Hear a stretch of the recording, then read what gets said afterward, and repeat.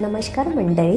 तर आत्ताही मी व्हिडिओ बनवते याचं कारण म्हणजे असं की मी स्वतः आता सध्या कंटेंट क्रिएटिंगच्या व्हिडिओ वगैरे असा काहीतरी करते प्रकार उद्योग.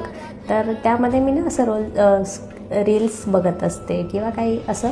तर त्यावेळेस बघता बघता मला असं आलं किंवा असं खूप लोक बोलतात पण की ज्याने गरिबीत दिवस काढलेत, जो गरिबीतून मोठा झालेला आहे, त्याला तोच व्यक्ती शून्यातून विश्व निर्माण करू शकतो किंवा तोच व्यक्ती म्हणजे यशाच्या मार्गाकडे जाण्यासाठी खूप सारे कष्ट करू शकतो. तर यावर माझं पर्सनली मत असं की मी गरिबीतून वाढली आहे वगैरे असं मी बोलणारच नाही. कारण का मी लहान असताना अशी कोणतीच गोष्ट नव्हती की जी मला भेटली नाही आहे, जी मला पाहिजे आहे, पण मला कुठेतरी मनात असं वाटलं नाही, आपल्याला हे पॉसिबल नाही, का आपल्याला हे मिळू शकत नाही, असं कोणतंच नाही आहे. कोणतीच गोष्ट नव्हती आत्तापर्यंत जी माझ्या मम्मी पप्पांनी मला सगळ्या गोष्टी पुरवल्या. सगळ्या म्हणजे अख्ख्या तालुक्यामध्ये आमच्या सगळ्यात हायफाय शाळा म्हणून ओळखली जाणारी सर्वात महागडी शाळा, असं त्या शाळेचं एक महत्त्व ते नावाने गाजलेली होती. सेंट मेरी कॉन्व्हेंट स्कूलमधून मला शिकवली त्यावेळेस. म्हणजे मी 2004-5च्या टायमिंगला ज्युनियर सिनियर KGला असेल. तर त्यावेळेस सगळ्यात महागडी कॉन्व्हेंट स्कूल अख्ख्या तालुक्यामध्ये.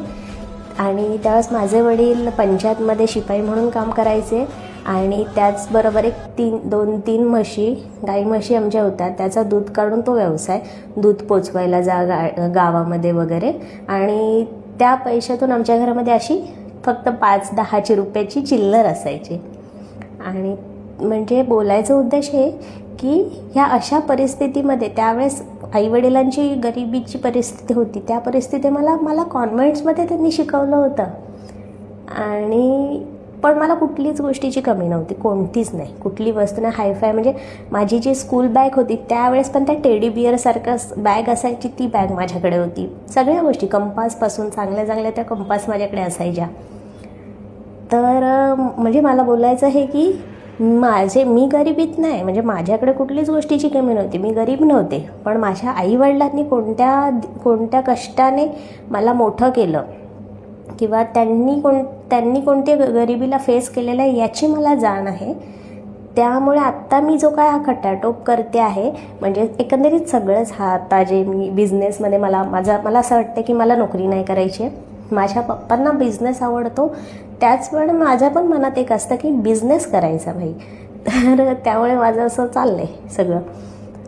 आणि दुसरी गोष्ट म्हणजे म्हणून मी सगळं करते आहे कारण का मला या सगळ्यातून त्यांनी मला आत्तापर्यंत बॅचलर्स डिग्री देईपर्यंत जे काय कष्ट केलेत, मेहनत केली आहे, तर त्याचं मला त्यांना एक फळ म्हणून त्यांना एक प्राऊड फिलिंग करून द्यायची आहे माझ्या साईडून. त्यांचं नाव मोठं करायचं कुठेतरी सांगणार. आणि त्यांच्यासोबतच माझा पार्टनर निलेश. तर त्याचं असं म्हणतात ना की प्रत्येक एका यशस्वी स्त्रीमागे किंवा एका यशस्वी मुलीमागे तिचा पार्टनर असतो, एक पुरुष असतो. तर मी असं नाही म्हणणार की माझ्या मागे माझा पार्टनर आहे, तो माझ्यासोबत आहे, मी असं नेहमीच म्हणते. आणि त्यांनी पण आत्तापर्यंत मला कोणतीच गोष्ट कमी नाही पडून दिली आहे म्हणून मी हे सगळं करते. पैसा कमवायचा आहे, नाव मोठं करायचं आहे वगैरे असं काहीच नाही. म्हणजे एक उदाहरण बघा ना की जो मुलगा आत्ताच्या जनरेशनचा जो मुलगा स्वतःच्या लग्नामध्ये लागणारे सगळे दागिने स्वतःच्या कष्टाने स्वतःच्या जीवावर बनवतो आणि लग्नाआधी स्वतःचं घर बांधतो, तो मुलगा मला आयुष्यात काय कमी पडू देणार आहे. तर मलाही त्याच्याकडून कोणत्याच गोष्टीची कमी नाही आहे किंवा असं मला वाटत नाही कधी की माझी ही हौस पूर्ण होणार नाही, तर म्हणून मला स्वतःच्या जीवावर काय हौशी पूर्ण करायच्यात वगैरे असं काहीच नाही आहे.